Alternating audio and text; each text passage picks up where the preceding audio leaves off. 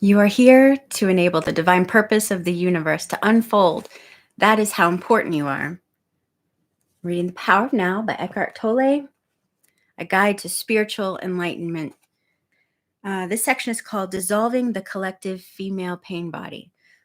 So let's begin. Someone asked Tolle, why is the pain body more of an obstacle for women? And he responds, the pain body usually has a collective as well as a personal aspect. The personal aspect is the accumulated residue of emotional pain suffered in one's own past. The collective one is the pain accumulated in the collective human psyche over thousands of years through disease, torture, war, murder, cruelty, madness, and so on. Everyone's personal pain body also partakes of this collective pain body. There are different strands in the collective pain body. For example, certain races or countries in which extreme forms of strife and violence occur have a heavier collective pain body than others. Anyone with a strong pain body and not enough consciousness to disidentify from it will not only continuously or periodically be forced to relive their emotional pain, but may also easily become either the perpetrator or the victim of violence, depending on whether their pain body is predominantly active or passive. On the other hand, they may also be potentially closer to enlightenment. This potential isn't necessarily realized, of course, but if you are trapped in a nightmare, you'll probably be more strongly motivated to awaken than someone who's just caught up in the ups and downs of an ordinary dream. Apart from her personal pain body, every woman has her share in what could be described as a collective female pain body, unless she is fully conscious. This consists of accumulated pain suffered by women partly through male subjugation of the female through slavery, exploitation, rape, childbirth, child loss, and so on over thousands of years. The emotional or physical pain for many women precedes and coincides with the menstrual flow is the pain body in its collective aspect that awakens from its dormancy at that time, although it can be triggered at other times too. It restricts the free flow of life energy through the body, of which menstruation is a physical expression. Let's dwell on this for a moment and see how it can become an opportunity for enlightenment. Often, a woman is taken over by the pain body at that time. It has an extremely powerful energetic charge that can easily pull you into unconscious identification with it. You are then actively possessed by an energy field that occupies your inner space and pretends to be you. But of course, it is not you at all. It speaks through you, acts through you, thinks through you. It will create negative situations in your life so that it can feed on the energy. It wants more pain in whatever form. I have described this process already. It can be vicious and destructive. It is pure pain, past pain, and it is not you. The number of women who are now approaching the fully conscious state already exceeds that of men and will be growing even faster in the years to come. Men may catch up with them in the end, but for some considerable time there will be a gap between the consciousness of men and that of women. Women are regaining the function that is their birthright, and therefore comes to them more naturally than it does to men, to be a bridge between the manifested world and the unmanifested, between physicality and spirit. Your main task as a woman now is to transmute the pain body so that it no longer comes between you and your true self, the essence of who you are. Of course, you also have to deal with the other obstacle to enlightenment, which is the thinking mind, but the intense presence you generate when dealing with the pain body will also free you from identification with the mind. The first thing to remember is this: as long as you make an identity for yourself out of the pain, you cannot become free of it. As long as part of your sense of self is invested in your emotional pain, you will unconsciously resist or sabotage every attempt that you make to heal that pain. Why?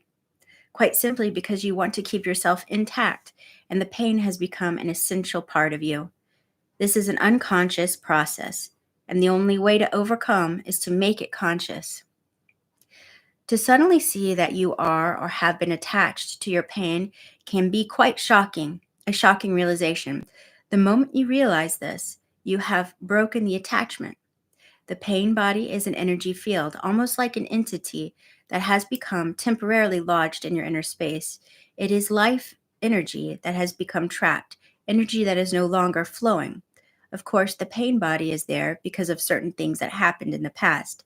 It is the living past in you. And if you identify with it, you identify with the past. A victim identity is the belief that the past is more powerful than the present, which is the opposite of the truth. It is the belief that other people and what they did to you are responsible for who you are now, for your emotional pain or your inability to be true to your to self. The truth is that the only power there is contained within this moment. Let me read that again.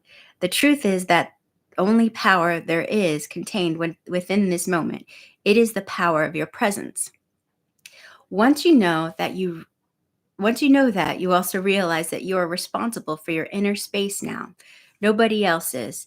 And that the past cannot prevail against the power of the now. So identification prevents you from dealing with the pain body.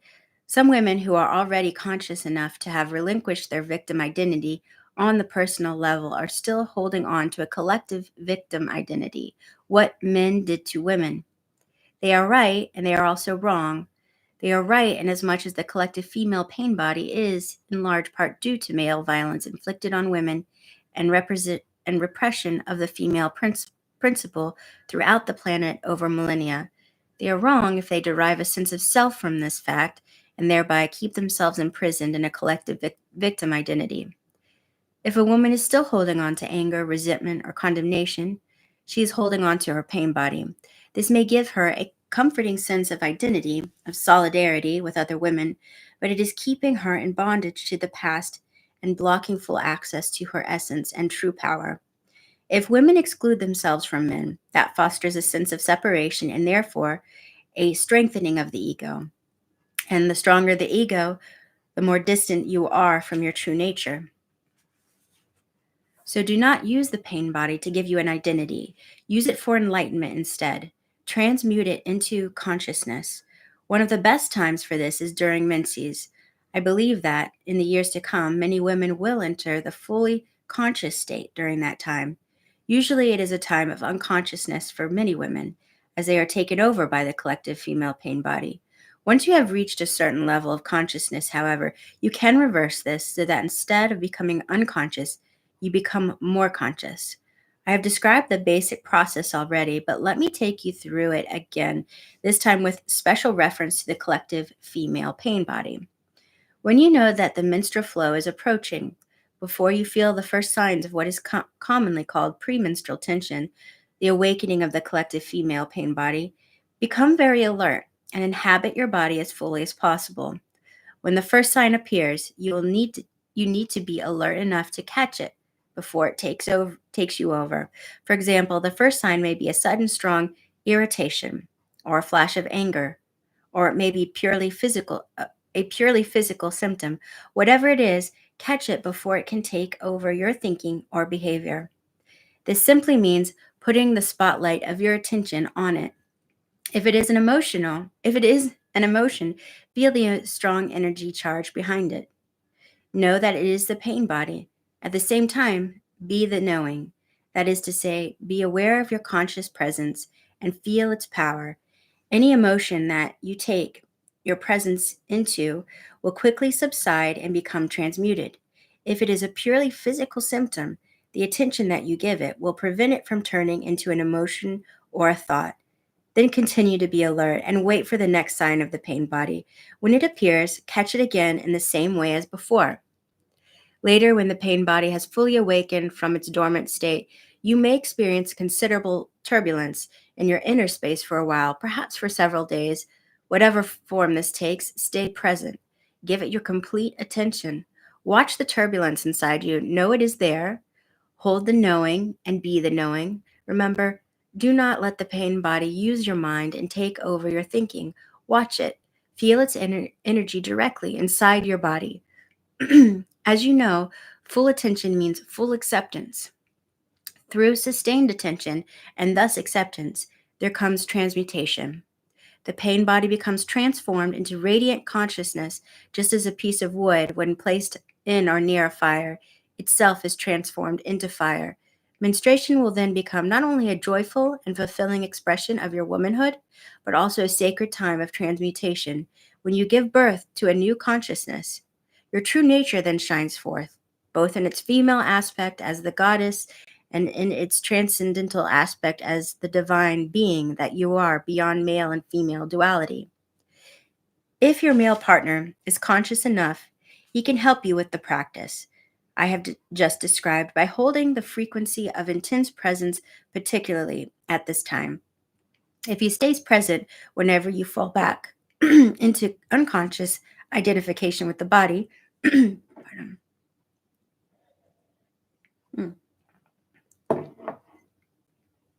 Let's see.